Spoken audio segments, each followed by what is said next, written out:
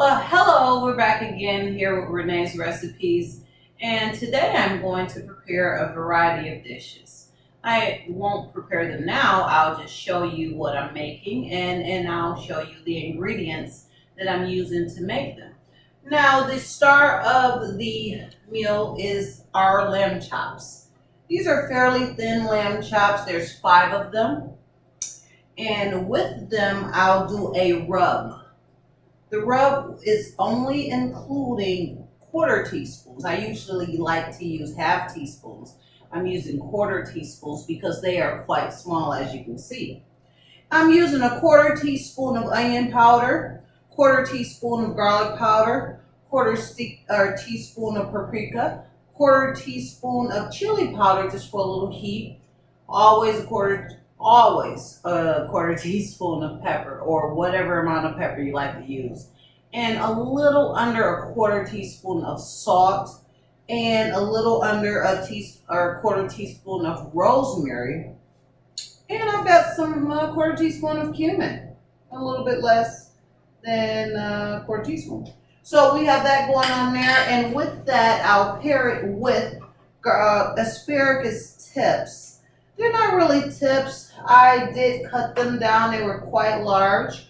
What I would do is sear this in a butter garlic sauce in a cast iron skillet, which I'll also make another sauce in it. Asparagus, you don't need much. A little salt and pepper. Some people won't even use the pepper. Salt is a vegetable. You need salt. Butter, you need butter, and garlic is just going to give it that little extra This will be the cast iron skillet that I am using to make these asparagus pieces, but I am also making a roux for my lamb chop. And in this cast iron skillet, I am going to go ahead and use minced fresh garlic, butter, maybe a tablespoon of butter, some lemon zest, maybe a little squeeze of lemon, maybe a teaspoon's worth, because it's just a roux and these are not large pieces. If we need to go over and adjust, you go over and adjust. We are also going to mix a olive oil with a garlic oil sauce, and we're going to add some white wine to that. For that, we just got to do it. And that will be for the lamb chops. And also with the roux, I am going to use actually no, let's cut back on that because I'm making several dishes. Now I'm also doing some buffalo cauliflower bites. Now in that mixture, I will basically use pretty much the same ingredients for the mixture to season these cauliflower bites, where I've already removed the core and made them into pretty much wing-sized bites. Now with that, I did do 2 egg whites and about tablespoon and a half, almost 2 tablespoons of carnation milk I use. But some people use milk, some people use cream, some people use heavy cream. We chose carnation milk. That will be mixed all together, and that will be baked, and it will still get the crunch. And after that, after it's baked for about 20 minutes or so, we will flip those cauliflower pieces and go ahead and bake them again for another 10 minutes or so, 15 minutes, depending on how crunchy we want them. And then, of course, everyone knows buffalo sauce ends in Frank's, not to name drop, any hot sauce of your choice mixed with butter. And you just do a shake around in it. Now, the last thing, lastly but not importantly, because we all need a kick of health. And some people don't eat greens, some people eat green beans, some people eat spinach. I eat all of the above. I have here a mixture of mustard greens and kale that I've soaked and soaked. You gotta make sure they're clean, they are fresh. And what I will do with those is I will pick them off the stem. Some people don't. Some people just chop them up and leave the stem on. I do a little bit of both. What I have here going is a very, very high temp boiling Dutch oven. And I've added some pepper and some bouillon. I love to cook with bouillon. Chicken bouillon is there. And ultimately, once I started adding the greens, I usually layer them. Onion, there's some thyme over there. There's fresh garlic, but I would probably use powdered garlic for the greens. I would add a little crushed pepper, just for a little kick. And then I have another pot of bouillon going over there for, as you can see, the water is boiling out basically. And of course, salt and pepper, and I did mention the garlic, didn't I? Yeah. There's one thing I left out. I want to mention lemon pepper seasoning. Lemon pepper seasoning for the roux that I am making for the lamb chop. I think that will be an important ingredient, even if it's just a little bit amount. I have here a couple peppers. Now I did just mention the crushed pepper. If I choose not to use those crushed pepper, sometimes I like to go ahead and throw in a little fresh jalapeno. Or I have a variety of different peppers. I will never use a habanero in a green. I would rather use the crushed red pepper. But these are all the things I'm making. And I'm also making a cornbread. So I won't be cooking for quite some bit.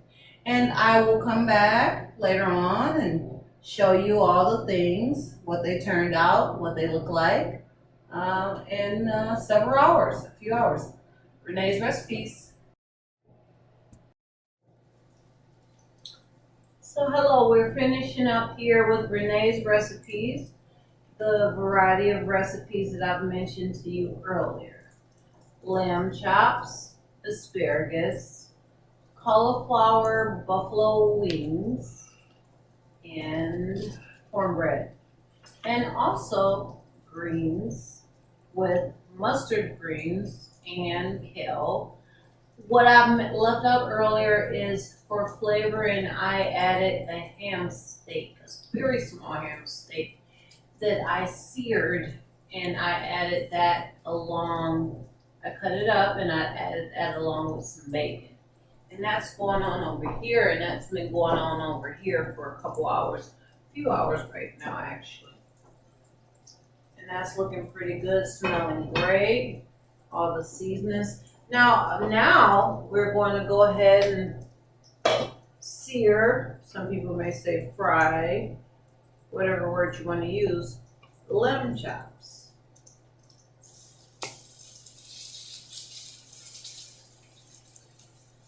The seasonings for the lamb chops were mentioned earlier. Also, I wanted, and I will make a roux, but I'm doing it different. I was going to make the roux, which is a sauce for any meat, you know, call it a roux. Fancy word for a sauce.